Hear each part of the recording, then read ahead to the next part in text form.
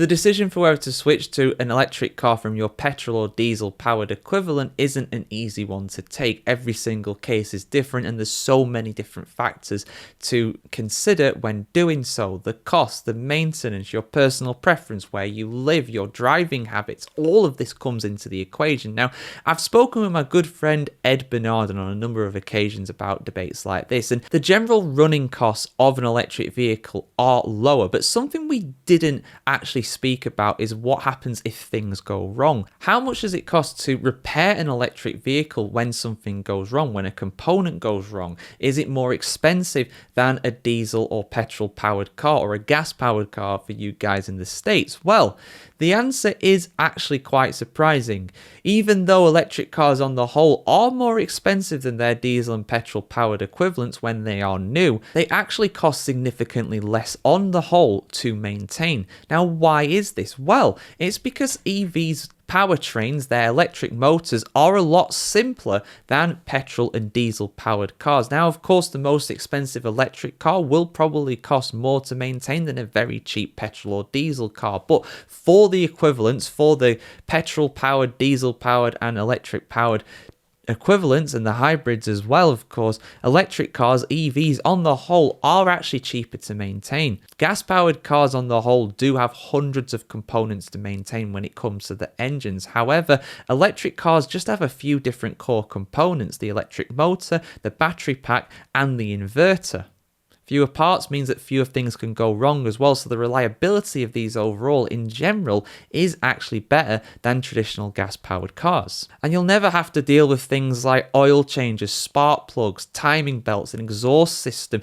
They don't exist on EVs. There's no need for them, so there's no need for them to go wrong at any point either. Another major benefit as well is the brakes. Regenerative braking does actually ease the pressure on your brakes overall over a long period of time compared to traditional cars, which of course use older style brakes, which do wear out a lot more quickly. One downside though in general, especially for things such as Teslas, is that their tyres do wear down quicker. Now, there is a reason for this. It's because it's more to do with the way that people drive Teslas. The instant acceleration, the lack of a torque curve does actually mean that the car's tyres do wear out more quickly. That's not because the tyres aren't very good quality, the exact opposite. Actually, they are very high quality, but they do wear out a lot quicker because of the instant acceleration. But if you are careful with how you drive your EV, this won't be a problem for you. But for most people, with the way they drive their Tesla, they just can't help it but do that instant acceleration at times. They get a bit adventurous. It's only human nature at the end of the day. However, when you do need to replace batteries, they can be very expensive. Normally, batteries cost anywhere between $3,000 and $10,000 to replace on an EV, depending on the model that you've got. Now, of course, that is a lot. You won't need to do it as often. You probably might have to do it every 100,000 miles driven or so. And in that time, a lot of petrol and diesel powered cars, unfortunately, do have a lot of significant issues that could easily total $10,000 in total to actually repair over that time. So even though it's a significant expense at that time, overall, the car will have not had as many problems, so it won't have cost you as much during those, 5-10 years, depends how much you drive really, to get to 100,000 miles. Something else you might have to consider as well is that you may have to upgrade your charging system at home. If you get a specific EV that needs a certain charging point, that will of course cost you. Now, depending again on the manufacturer, that might be included in the cost. You might already have the charger that you need, but it's something that you need to consider. When you get a petrol or diesel powered car, a gas powered car, you just go to the petrol station, the gas station, to actually fill it up. Obviously, it's different. You can, of course, use public chargers to charge your EV, but that will cost you a lot more than doing it at home, and it's also not as convenient.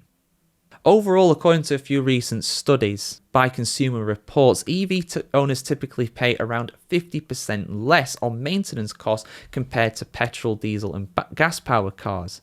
Overall, on average, they spend around $600 a year on maintenance, where the fossil fuel-powered equivalent spend around $1.2 grand.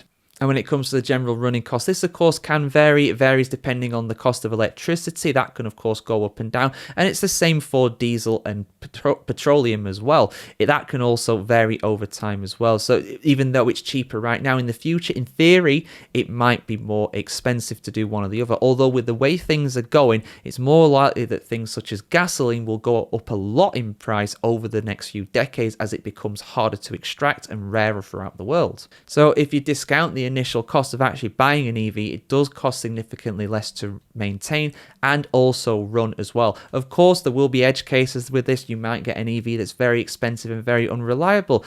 By contrast, you might get a petrol-powered car that would be very reliable and very cheap to maintain. But on the whole, in general, it is cheaper to actually run and maintain an EV for most people in the world. Have you found this is the case, guys? My dad personally, he's got an electric vehicle, and it annoys me how cheap it is for him to fill up, as it were, to actually charge his battery fully. I think he only spends something like, I think it's £100, couple £100 a year here in the UK, whereas I burn through a couple £100 worth of petrol within 2 or 3 months, and that's even if I'm not driving a lot as well. So yeah, in most cases I would say that is the case, but I want to hear what you say in the comments below, guys. Are electric vehicles cheaper to maintain and run than the petrol, the gas, the diesel powered equivalent? I'm using both of those, as this video will probably go out on both sides of the Atlantic, so hopefully you guys understood this. Like, share, comment, subscribe to see much more motoring news and analysis just like this, and have a fantastic day wherever you are in the world, guys. See you very soon.